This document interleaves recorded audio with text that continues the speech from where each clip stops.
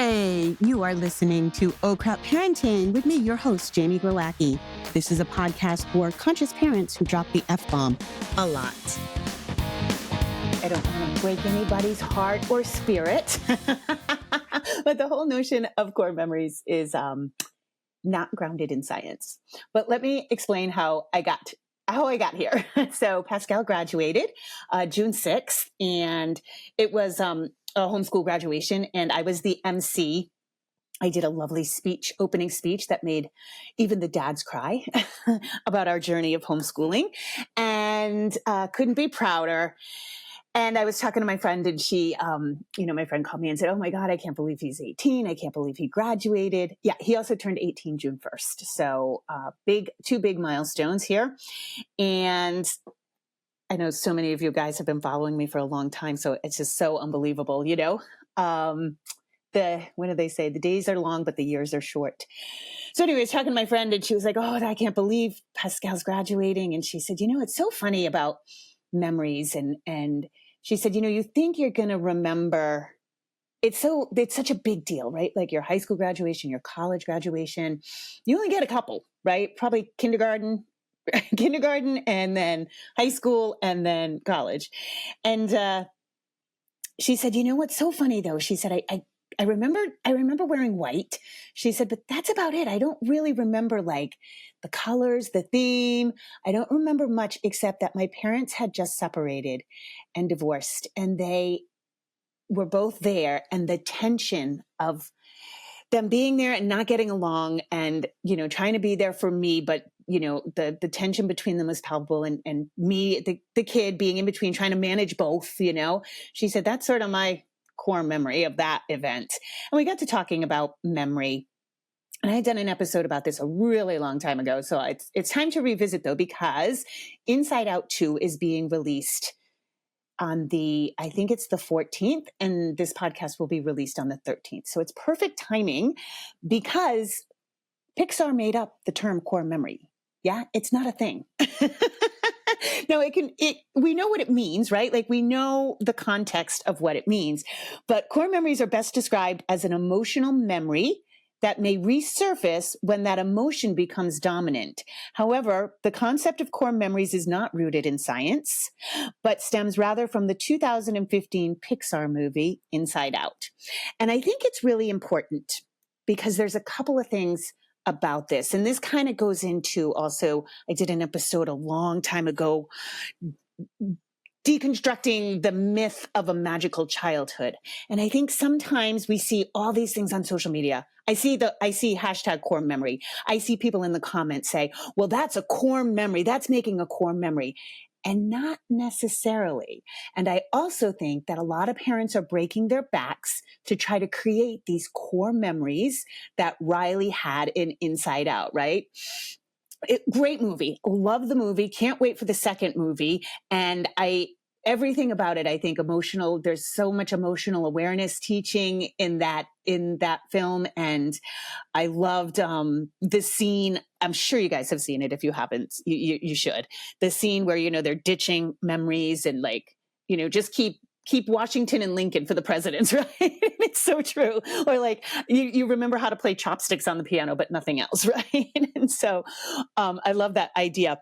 But the problem with core memories is that, number one, memory is about the faultiest thing about humans. So we shift and shape memories. Very often we'll forget details, and so your brain just naturally fills them in with what might make sense. This is why kids growing up in a family will have drastically different memories. My brother, my sister, and I have drastically different memories, and we kind of piece them together to try to get a puzzle, together. But we put it, through the years, it goes through our own lens, and memories can shift and change. They can shift and change according to the situation. You may have had happy memories with your spouse, and then you have a contentious divorce, and those memories get soured. You may remember wrong things. You may remember, the thing that, broke the camel's back started when we were on that vacation, and you can warp your own memories.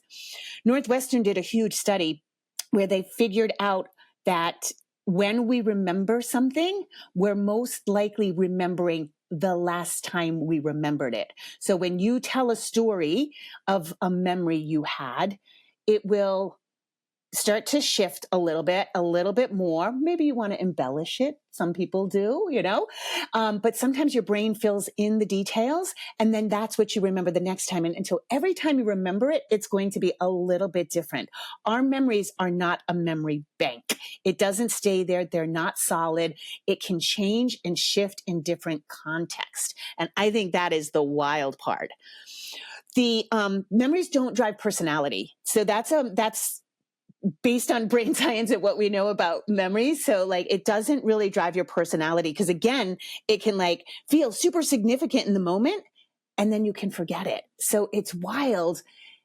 It's wild that we think that we can create memories for our kids and they're going to be solid. One thing that happened at the homeschool graduation is I ran into a little girl. I think she's 10 now. And I think it was about 5 years ago. And I asked her mom if she would model with me for my website. I wanted to have pictures of me with kids. And this kid is so personable and lively. And I thought she'd just be great. And I don't know if you saw my website 5 years ago, but I had pictures of her. Her name was Iz. And she, and I said, I wanted to pay her. And the mom said, just pay her in candy. She loves candy. So I got her 10 pounds of candy, which you'd think a kid would remember. And it was a photo shoot. They had lights and they put a little makeup on her, and it was a photo shoot. And her mom was just like, oh my God, she's going to remember this forever. So I ran into her at the homeschool graduation. She had no idea who I was. Absolutely no memory, none. I said, I paid you in 10 pounds of candy. And she was like, nope, don't remember it. So I think that's crazy. One of the things that cracks me up, I've told this story in multiple contexts on the podcast. For Pascal's 3rd birthday, I knew you could take a group of toddlers to the firehouse, but that just sounded like too much work. So I called the fire department and I said, hey, can you just drive by and put the siren on, And they said, oh no, we come to parties. We have goodie bags. I was like, get out of here. They said, yeah, of course we have to leave. It's an emergency, but we're happy to come by. What time's the party? So, 10 o'clock, whatever, 11 o'clock in the morning. Then my friend owned an ambulance company. So I was like, well, let me see if I can get the ambulance. So called him and he was like, absolutely, I'll send an ambulance over at 11.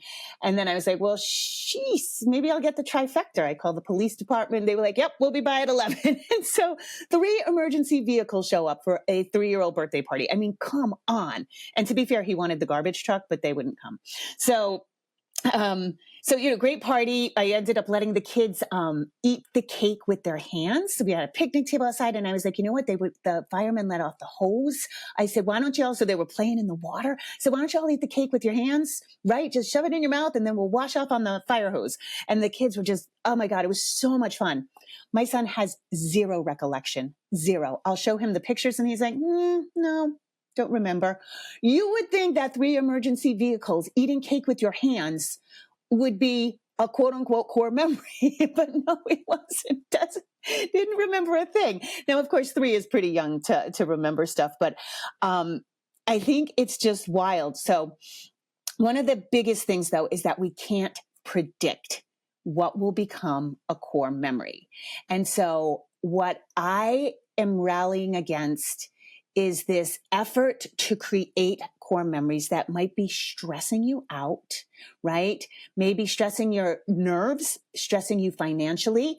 I have a vendetta against Disney. I'm sorry for all of you people who are Disney people, because they, making memories, they invented that as a marketing term. And so the idea that we can make memories, I think, stresses parents out. It really does. And I think there's a lot of people who go out on a financial limb to do the big Disney trip, because apparently it's like a birthright of childhood, which I don't think it is. But, and I'm not coming down on you. If you love Disney and it's your thing, more power to you. I still know every word of every song of The Little Mermaid. So I think though, if it's stressing you out, remember, that's what your child might remember. Just like my friend at her graduation, she doesn't remember anything about her high school graduation except trying to manage her parents' relationship. And so oftentimes, I think if we're going out of our way to create a core memory, again, it could just stress you out energy wise, stress you out financially. But then I also think it can stress you out because a lot of times you're going out of your way to create this quote unquote core memory. And what parents do is bank behavior. And I talk a lot about this around the holidays. Banking behavior is when you do something extraordinary for your kid, and then you unconsciously expect them to pay you back with good behavior. And so I will hear it from clients, and I'll hear it, in emails, is like, we had the best vacation, and then, he had ice cream for dinner, and then he just acted a fool all night. And I was like, you're going to act a fool, whether or not you got him the ice cream for dinner and you were on a great vacation, right? He's 4, he's going to act a fool. And so I think too, that can stress you out, right? You're like, I did this like remarkable thing for you. And now you're going to do this. So, the thing about core memories, though, again, is that we can't predict. And I've said this before about my, I've been talking recently a lot about how my father was a dick in my childhood, but occasionally he'll say something, or my mom will say something. So apparently I really struggled with long division. I don't remember. I think it was somewhere around 5th grade, maybe. I don't remember. I also have a weird thing where I can't, raw wood grosses, like I gag. So those like containers of brie that come in that, oh my God, I'm like getting skeeved out right now. The containers of brie that come in that like wooden package, I can't even, I'll gag. And so when I was a kid, I would gag using a pencil. And so like you had to use a pencil. And so my dad got me he was a mechanical engineer, and he got me mechanical pencils, which was pretty rare to find. We didn't have Staples or anything back there. Back then it wasn't like you could just go into like the pencil aisle at Walmart. So he got me mechanical pencils so I could do my math and not gag, and sat with me for hours and hours and hours doing long division, trying to get me to understand it. And my father was an organic farmer. We always had a parcel of land, and he was an organic farmer, didn't believe in pesticides or Roundup even back then. And you would think, when I describe him and how abusive he was and kind of what a dick he was, like one of my friends one time said, I just pictured your dad in like a wife beater with a Budweiser. Like, I thought you lived in a trailer. And I was like, no, I went to a Catholic school, and we were very much upper middle class, and my dad, these features, but I had to be reminded of those things. Those were never part of my core memory, even though he went out of his way to help me so much. What I remember is the bad, because the bad is more emotional, right? It's a more emotional ping. And so when we have memories, very often it's not the event itself. It's the feeling that you got from the event itself. And, one of the things is it's nostalgic, right? And that gives us that feeling of ennui. It gives us that feeling of nostalgia, and it brings up a certain emotional state. And so I'm Gen X, and Gen X is like so proud of, like, our parents kicked us out. We couldn't come in, until it was dark. We drank out of garden hoses. We were raised on neglect. And we're all really proud of that. But when we brag about that, it's not like, oh, I drank out of it. It wasn't the drinking out of the hose. It was the freedom. The nostalgia we have is the freedom that we had back then, right? It's the feeling of like, oh my God, nobody was watching us. We could go with other kids and just play and build forts and manhunt and climb trees, and no one was telling us to be careful. If there is a core memory, that's what it is. It's the emotional state. It's not the event itself, right? And Saturday morning cartoons, oh my God. Like, when you hear Gen Xers talk about Saturday morning cartoons, or even millennials, I don't know. I don't, I was in college in 1987, so I don't keep up with what happened with the older millennials on television. But Saturday morning cartoons were just the best. Your parents were still sleeping. You get a box of cereal. It was your time. You didn't have homework. You didn't have anybody down your neck. You could be in your pajamas. I don't remember any episodes of Scooby-Doo. It was my favorite thing to watch on Saturday morning. Mr. Dithers at the amusement park was always the guy who did it. That's about all I remember. But, I remember that feeling. And, spending summers talking into the fan, sounding like a robot. It's not talking into the fan, sounding like a robot. I am nostalgic for a time where children weren't overscheduled, where we were bored out of our fucking minds. But man, did we have some good ideas and some really epically bad ideas that didn't always pay out well. But that's the thing that's created. And so I want to remind you, especially with Inside Out 2 coming out, right?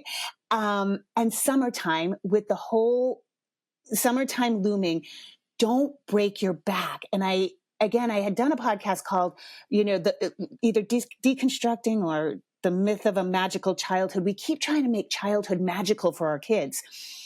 We don't have to make it magical. What the kids remember are the feelings, right? And I've always said this, memories aren't always made at Disney when your kid's fallen out, too much sugar, exhausted, waiting in line, hot and sweaty, melting down. That could be the core memory, right? They might remember that, right? Memories are made in the softer moments. Your kids will always remember cooking with you. They may not remember the meals, but they'll remember the love they felt, the care when you put your hand over their hand to help them learn how to cut. They will remember the smell of grandma's house. These things, that nostalgia, those are what are the core memory. If it exists, it's about the emotion behind it. It's not about the event itself.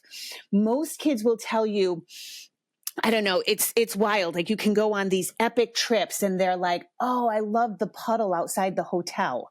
They remember the smallest things, but because it brings up such an emotional feeling for them.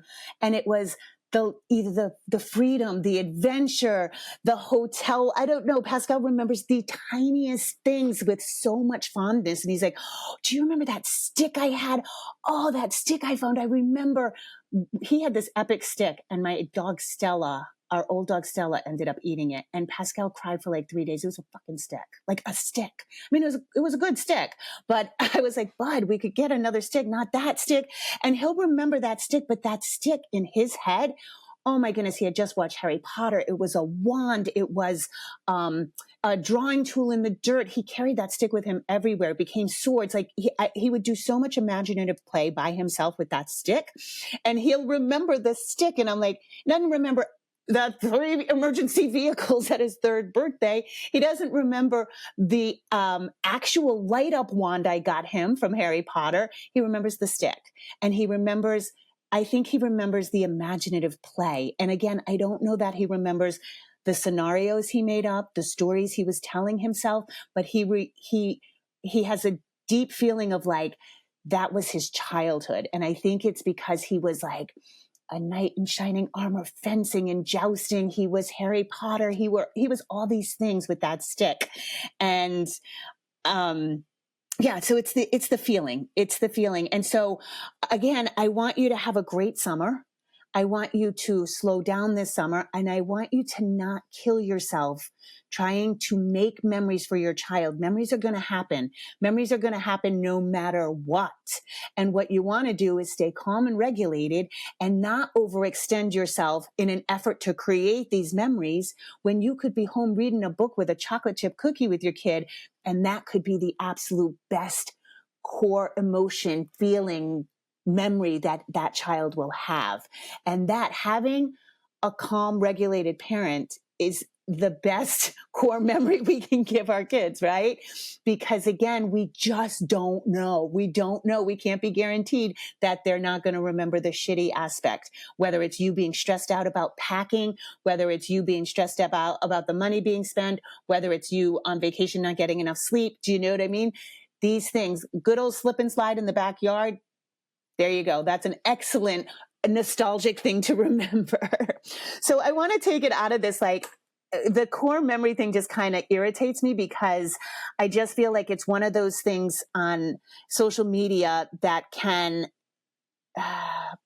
pressure us to feel like we have to be doing more. It can pressure us like, I need to create these core memories. I need to like put things into my child, much like the depiction in Inside Out, like put these feelings into my child so they remember. And it just doesn't work that way. I'm telling you right now, memory is faulty as can be.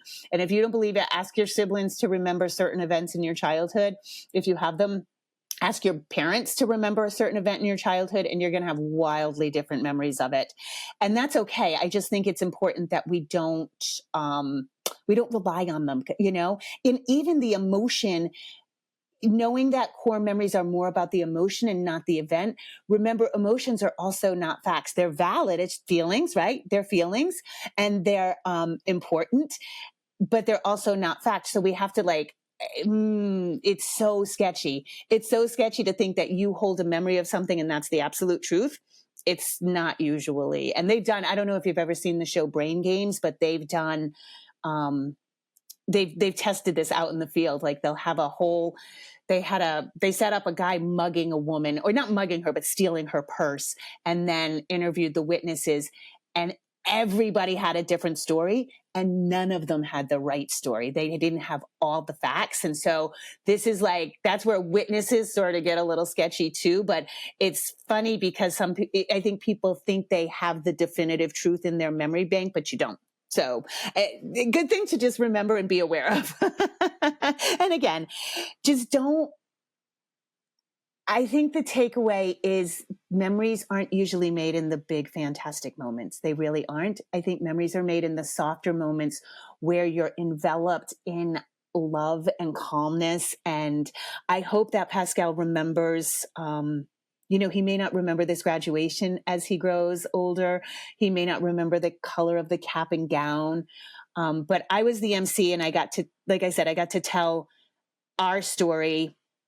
And he was so impressed. He was like, "Mom, you're such a good storyteller." And it's been a long time since he's seen me on stage. And he was like, "God, you're so animated, and you're so good with the crowd, and you know when to stop and let them laugh." And he was just really impressed. And, I just hope. He also said, he's never heard our story said really succinctly, and he was like, he said, "I don't remember that day that I was crying and you took me out." I took him out of school, and I got home from walking the dog. He was in school, and he said, "Can we start that homeschooling thing now?" And I was freaking out. I was like, "No, dude, I don't know what I need, but I'm not ready." And he said, "I'll go to school if you make me." And he was just crying. It was silent tears. He wasn't throwing a fit. It wasn't a meltdown or anything like that. He said, "I just don't want to go anymore." And so I was like, I had no idea what was going on with him, but I was like, "Okay, whatever. You can absolutely stay home. I'll go up to school and tell him you're not coming back, and we'll figure it out." And in that moment, I could just feel this palpable feeling of this bridge of trust being built between us.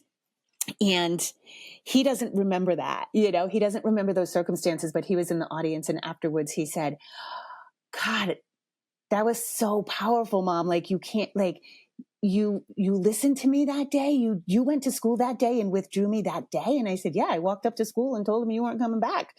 And he was like, "Well, how did you know?" And I said, "Buddy, your heart was breaking right in front of me. It was not, there was no other option for me as your mom. I had to do that." And I said, and we figured it out. And so I hope, even though he's not going to remember his graduation or the cap and gown he wore, I hope he remembers that feeling, and that creates a nostalgic feeling of us and that bridge of trust and how we grew together. And then for the seniors that were graduating, they all got a nice little paragraph. And I had written the paragraph, and we wrote it together, and I wanted his approval and his input, and I edited it and made it succinct. And he was so proud. He was so proud hearing those words on stage. And again, I don't know that he'll remember the speech. I don't know that he'll remember the paragraph that I said about him. I don't know that he'll remember all the words, but I sure hope that emotion that was behind it, that pride and that, I don't even know the words, the pride and the comfort of knowing that I like sort of rescued him that day when he was little, and I believed him, and I knew something was going on, and I knew something had to change immediately. And I hope that's what he walks away with.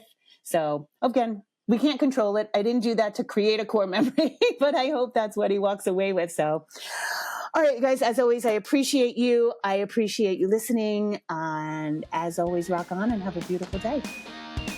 Okay, bye, everyone. Just a reminder, if you need additional resources, I have Oh Crap Potty Training. I have Oh Crap, I Have a Toddler. Those books are available everywhere you want to find a book. You can also go to my website, jamieglowacki.com, where you can book private sessions with me, buy any of my courses. Those are really geared towards potty training help. And also I'm on Instagram. I'm not on Facebook anymore, and I'm not on Twitter. I'm on Instagram, jamie.glowacki, and I do a lot of lives and usually posting a lot of good information. So those are extra resources for you. And as always, rock on. Have an awesome day.